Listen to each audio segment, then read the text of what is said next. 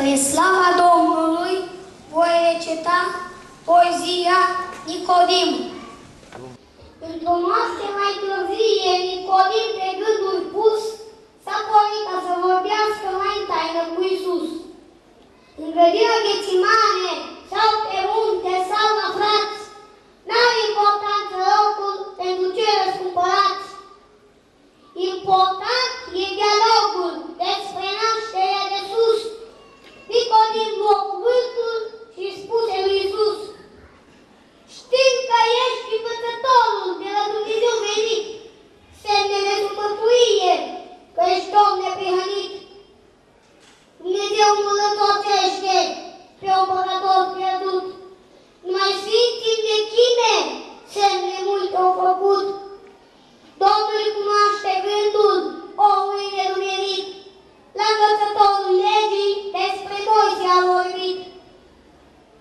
Știi tabloul din vechime cu acei israeliți, cum au fost mușcați de șerpii în bogaci orgăliți. Știi atunci cum tot poporul s-a umplut cu dor de teamă și scăpare de la moarte le fost șarpele de ramă.